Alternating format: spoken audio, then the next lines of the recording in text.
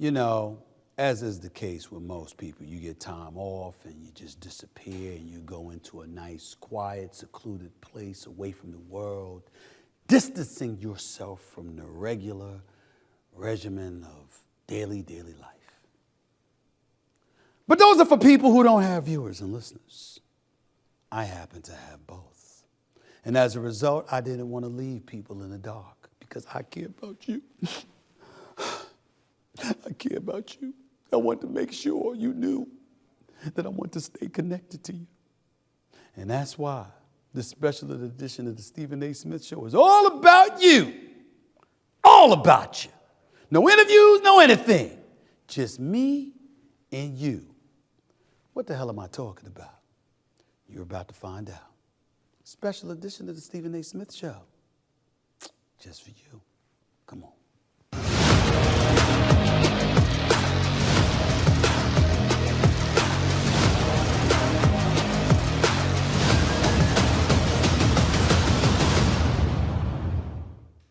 What's up, everybody? Welcome to the latest edition of the Stephen A. Smith Show, coming at you over the digital airways of YouTube and, of course, iHeartRadio. As promised, this show is for you, okay? I'm not interviewing anybody. I'm just talking to you.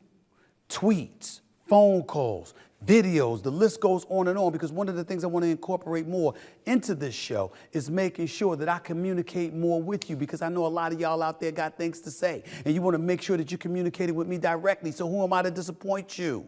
I got to make sure that I'm available to you, that you know I'm somebody you can reach out and talk to, talk at, holler at, get at me, whatever the case may be. I'm here for you. I'm here for it. So this edition, we're going to start off with tweets. I'll get to the phone calls and the videos a little bit later, but we're going to start right off, get right into it with some of the tweets that I picked out that y'all wanted to throw at me. So let's get this party started right now, please. Let's go with this.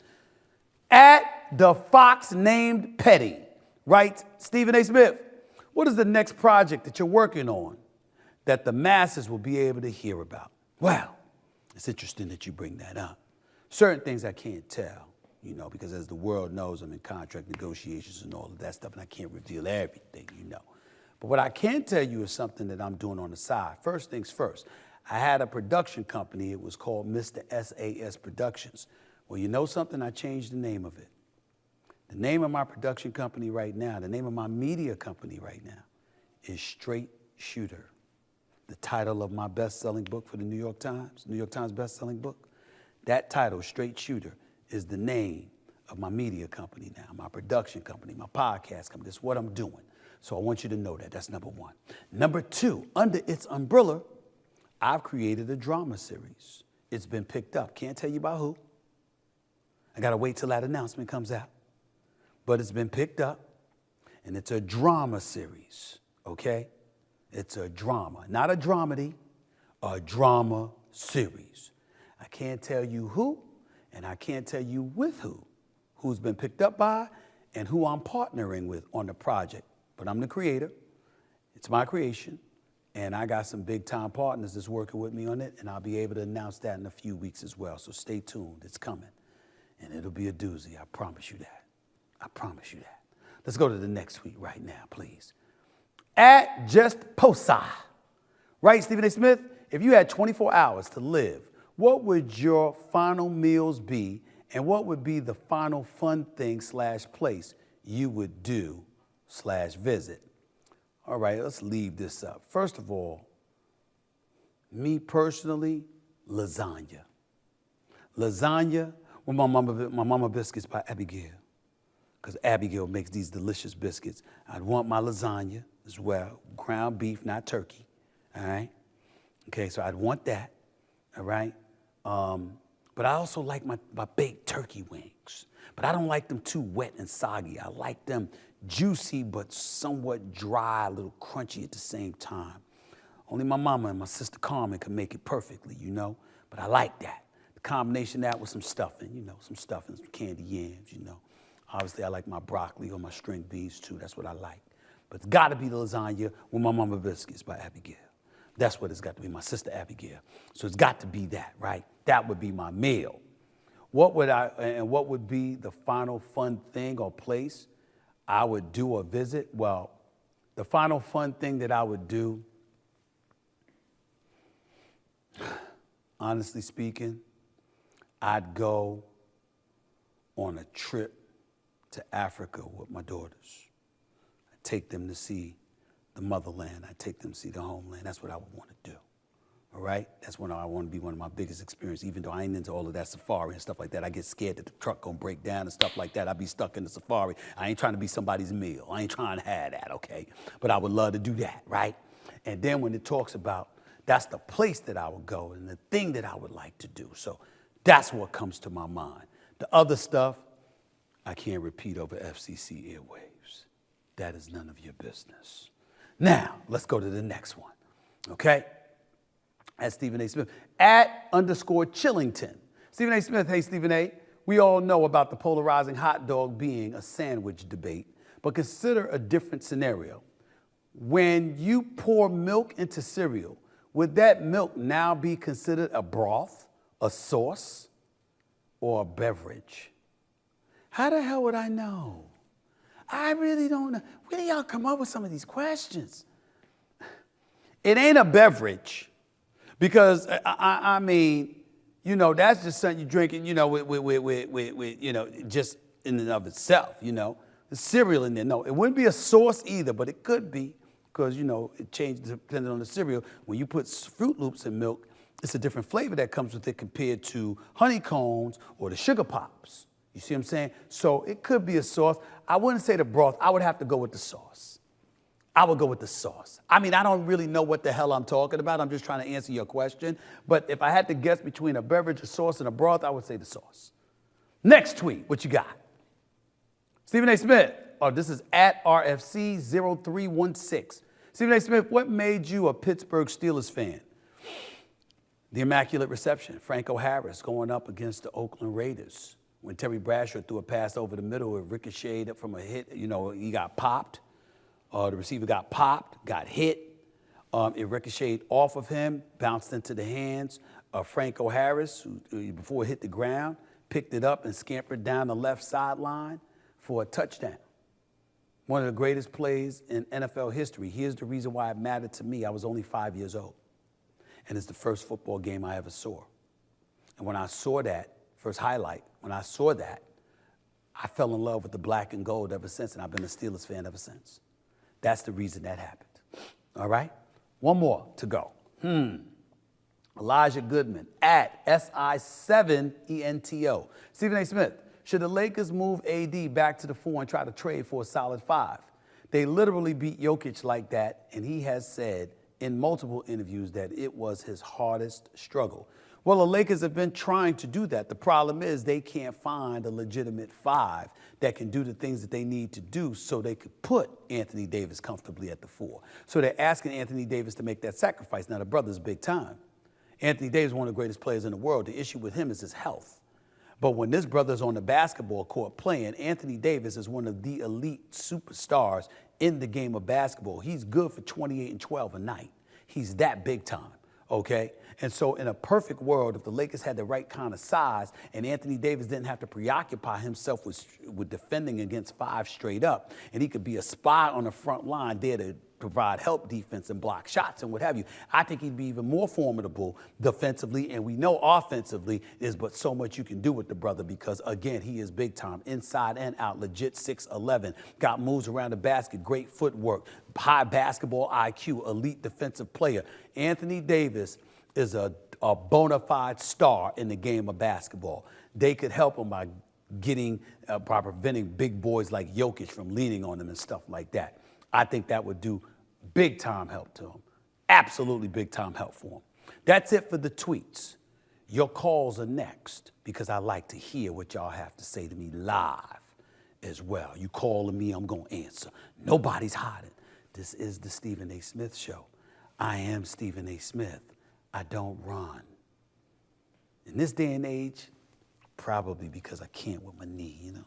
But that's a subject for another day. Back with your calls in a minute.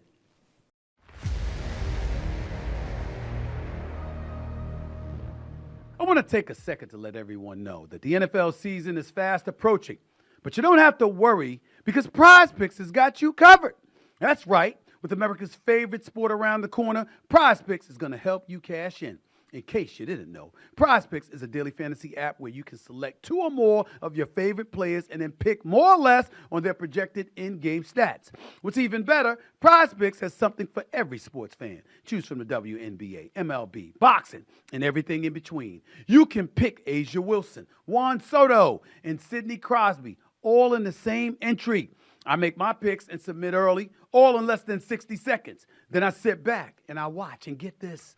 Sign up with code SAS, and PrizePicks will give you $50 instantly when you play your first $5 plus lineup. You don't need to win your lineup to receive the $50 bonus. It's guaranteed. All you have to do is play a $5 lineup on PrizePicks, and you'll get $50 instantly. Pick more, pick less. It's really, really that easy. Welcome back to the Stephen A. Smith Show right here over the digital airwaves of YouTube and, of course, iHeartRadio. This is a special edition of the show because I'm still on vacation. But I made sure to talk to my peeps beforehand. I did tweets earlier. I'm about to do phone calls now because it's about you. It's about me and you. You wanted to communicate with me. Even on my vacation, I'm communicating with you. Let's go to the phones, okay? Let's go to Trey in Atlanta. You're live with Stephen A. What's up, Trey? What's up? Alabama, my bad. I'm sorry, Trey. What's going on? What's going on? What's going on, man? How you doing? I'm good, man. Good to talk to you. What's up? Good, yes, sir. So my question is, so I've been following you for a long time, man, and I just basically like the way that you go about business as far as how you talk about the players and things of that nature. I'm 27 years old, and I want to get in the media space doing something. How would I go about, trying to get that and make it a career? Well, first of all, understand what you want to do, Trey, okay? You want to be in front of the camera. Then you know what? You got a lot of people that are starting podcasts and doing things of that nature. That's true. But you also got to pay attention to the nuances that come along with the business. Like you have folks, they have podcasts and what have you. They get a camera, they get a microphone, they sit on a couch and, they talk a lot of shit. And we get all of that. But you know what? It's one thing to drop a curse word here and there. It's another thing to not put on display the full arsenal of your vocabulary, to learn how to articulate and elocute your thoughts properly that's suitable for linear television, digital TV, and beyond digital video and stuff like that. You got to know what advertisers and sponsors are looking for. You got to pay attention to those kind of things as well. You got to also make sure that you have something to say. A lot of times people want to talk, but it's based off of just stuff that they're hearing or things of that nature. You got to research. You got to read. You got to know what's going on. You got to have historical context. You got to know what the opposition may say. You got to take into account all sides. So you're having a discussion with the viewer, with the listener. You're talking not just at them, you're talking to them. Like I'm talking to you right now, right? You see what I'm doing, Trey? You asked me a question. I'm giving you an answer. I'm not just talking. I'm answering your question because I listened to what you asked. That's how you have to treat every listener and every viewer. Talk to them in a way that they can understand what you're trying to say and make sure that the content that you disseminate is relatable to whatever it is that you believe or they've convinced you they'll want to hear. You feel me? Yeah. Yes, sir, I do. I just want to appreciate it, man. I watch you every day on First Take and just wanted to say this is an honor to talk to you, man. So I appreciate everything you just said. Thank you, my brother. Go at it. Get yours, my man. Happy to help out anytime. Appreciate the call. It takes a lot to run your own business. And with prices rising on everything from accounting to billing and payroll, it now costs much more than it used to. And that's why, to reduce expenses and added headaches, smart businesses are graduating to NetSuite by Oracle. You see, NetSuite is the #1 cloud financial system, bringing accounting, financial management, inventory, HR, all into one platform and one source of truth. With NetSuite, you reduce IT costs and cut the cost of maintaining multiple systems because you've got one unified business management suite. You improve efficiency by bringing all your major business processes into one platform, slashing manual tasks and errors. Do the math. The less your business spends on operations in multiple systems, the more margins you have and money you keep. Over 37,000 companies have already made the move. So go now and see how you'll profit with NetSuite. And by popular demand, NetSuite has extended its one-of-a-kind flexible financing program for a few more weeks. So head to netsuite.com/SAS. That's netsuite.com/SAS. I'll say it one more time. netsuite.com/SAS. Let's go to Dylan in New York. You're live with Stephen A. What's up, Dylan? Yo, what's up, Stephen A? So Talk I to got me. a question for you real Yes, sir. quick. So I'm probably the biggest Austin Reeves fans in the world, and I just want to get your point of view. Like, how do you see his potential? Like, you think J.J. Redick will help him, like, develop his game more, like, reach a higher ceiling? I think so. I think that Austin Reeves works hard. I think he works on his game. I think fatigue kicked in a little bit last year because he played around the summertime as well. But I think that, you know, he's shown a lot of promise and he continues to upgrade. He certainly needs to improve defensively. That's really, really what it comes down to. He'd be surprised how much that would boost his confidence. Alex Caruso is somebody he can learn from, that toughness, that rigidity in terms of what he brings to the court defensively. It can create additional opportunities for you as well. And obviously, there's two things that I would tell you he needs to work on: his defense that I just brought up and his jump shot. It's not to say that he can't hit long-range jump shots. He can't hit threes, but he needs to get more and more and more proficient at it, because when LeBron James and Anthony Davis are your teammates, you're going to get opportunities to hit open shots. And you got to make sure you bury them. And when you combine that with being a bit more tenacious defensively, thereby creating additional opportunities for yourself and your team on the offensive side of the ball, because you've created stuff defensively by forcing turnovers and things of that nature, that makes you even more valuable to somebody like a J.J. Redick. Now, J.J. Redick was never known for being a great defender, ever. But boy, was he an elite shooter.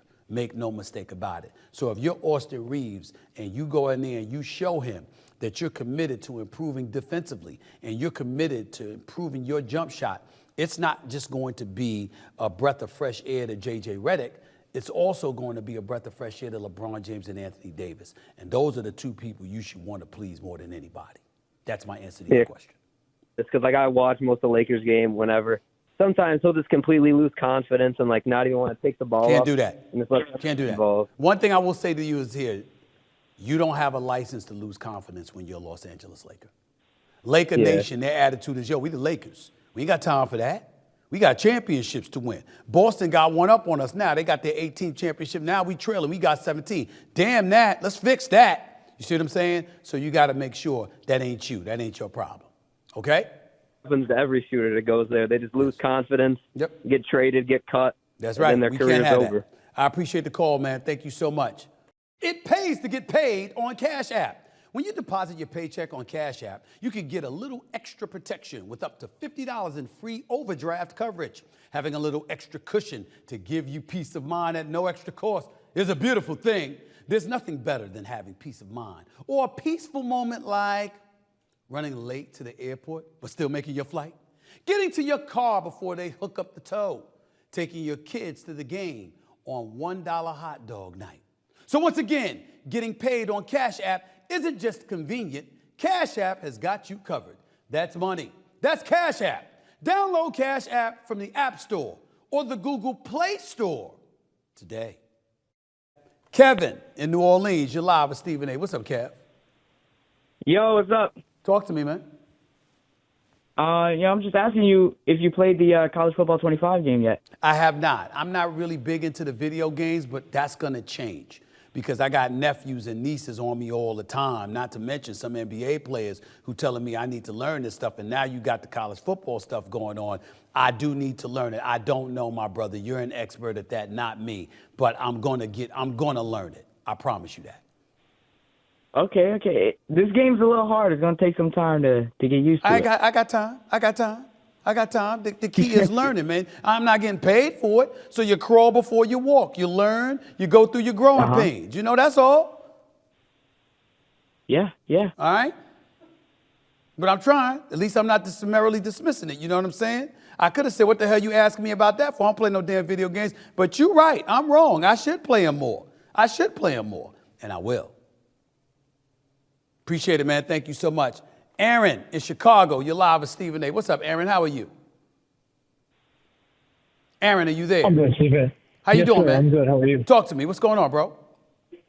I was curious to see what you think the expectations for the Chicago Bears are going to be, not including playoffs and their division, considering all the additions that they've made during the offseason. Well, listen, they've upgraded stuff offensively already. They've been good defensively, and I think Caleb Williams is no joke. I think they were like the 12th ranked defense last year.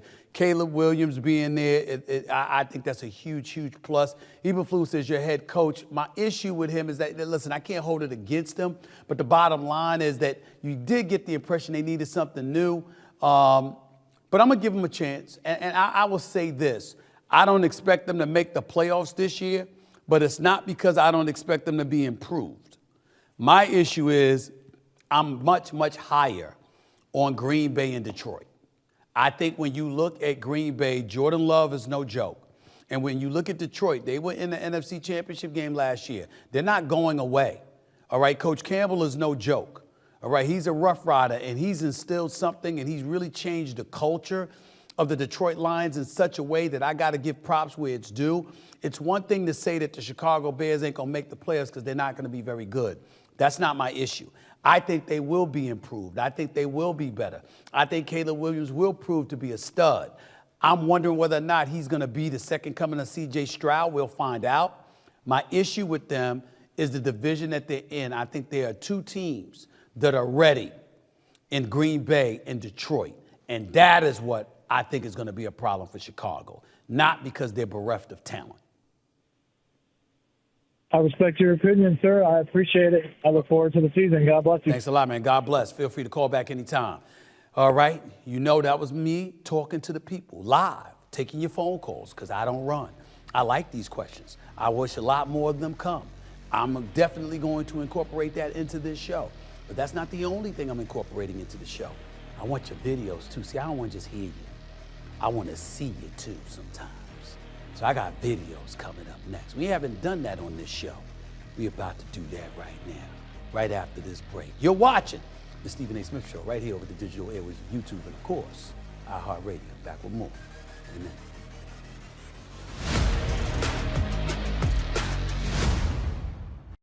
Welcome back to the special edition of the Stephen A. Smith Show over the digital airwaves of YouTube and, of course, iHeartRadio. Last but not least, we did the tweets, then we did the phone calls. As promised, some of you sent in videos. You want me to see who's saying something to me, who's asking me a question, not just hearing you. So I'm here to oblige. Let's see the videos that were sent in to me, please. What's going on, Mr. Stephen A. Smith? My name is Kobe Johnson, representing my university, Morgan State University in Baltimore. And my question to you is, are you familiar with the Morgan State lacrosse history that is prevalent at Morgan State University? Morgan State University was the first HBCU to ever have a lacrosse team. We're still going strong. In 2023, the men's team won the championship. In 2024, the women's team won a championship. Are you hip? Let me know. I appreciate that, especially that last photo where you got my book up. Thank you very, very much. But I'm here to tell you, I am not familiar with lacrosse at Morgan State University. I'm not familiar with much lacrosse at all. I know the late, great Jim Brown, God rest his soul, was a sensational lacrosse player before being considered the greatest running back to have ever played football. I get that part, and I know that lacrosse is very popular. I'm not throwing any shade on it. I'm not disrespecting it in any way. I'm simply making the point that I don't really follow lacrosse. I'm busy with basketball and football and boxing and UFC and baseball and all of these other sports that I have to cover, so I apologize for that. But that doesn't mean lacrosse is a big time. That doesn't mean that you can't parlay that into bigger opportunities for yourself. It doesn't mean that you don't deserve all the credit in the world for being big time in anything you choose to do, because anything you choose to do, thousands if not millions of people trying to do it too, and they're not doing it on your level. So major props to you, congratulations, and keep on the grind, and props to Morgan State University. I love that place. I always love an HBCU. Appreciate the love. Thank you so much. Let me see the next video. What's going on, Stephen A? I want to know, if LeBron stays with the Lakers and retires in a few years or whenever he does he get a jersey retired in Cleveland, Miami, and LA, the first to have 3 cities? Let me know. I don't think he gets his jersey retired in LA. First of all, he wouldn't be the first. There are others that have had their jerseys retired in 3 cities. Will Chamberlain is one of them that comes to mind, if I remember correctly. But I will tell you this. He doesn't get his jersey retired in LA. It's the Lakers. You just got 1 championship. One? Lockout, not lockout, but COVID-shortened season? Or COVID-interrupted season?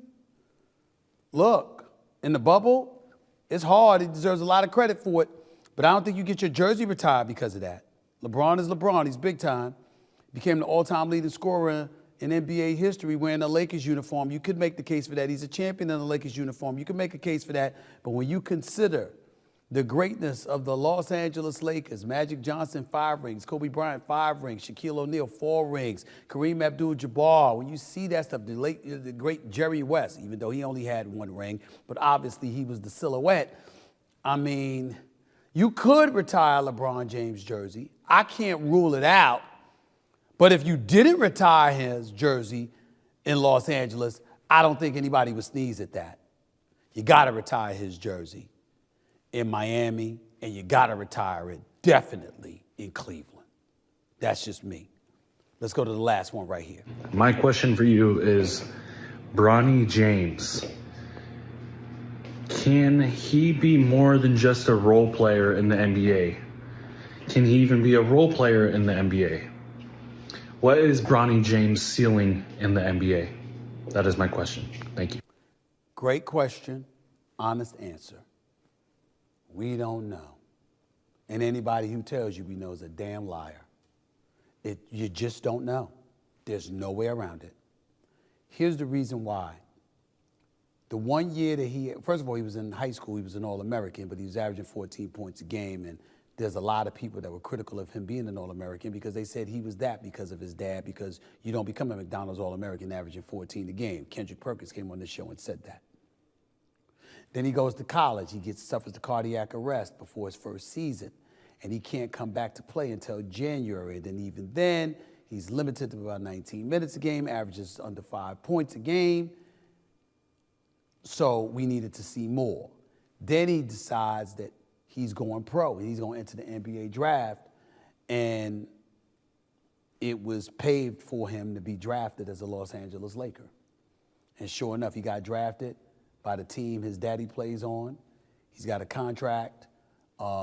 He's a legit 6'1", damn good defensive player, considered to have a high basketball IQ, goes into summer league play, plays in 4 games. First couple of games, he shoots 0 of 15 from 3-point range. He's averaging like 4 points. He's shooting about 23% from the field. But then the last 2 games he comes on, and he plays significantly better, like 21 points over the next 2 games, shooting very, very well, considering how he had been struggling.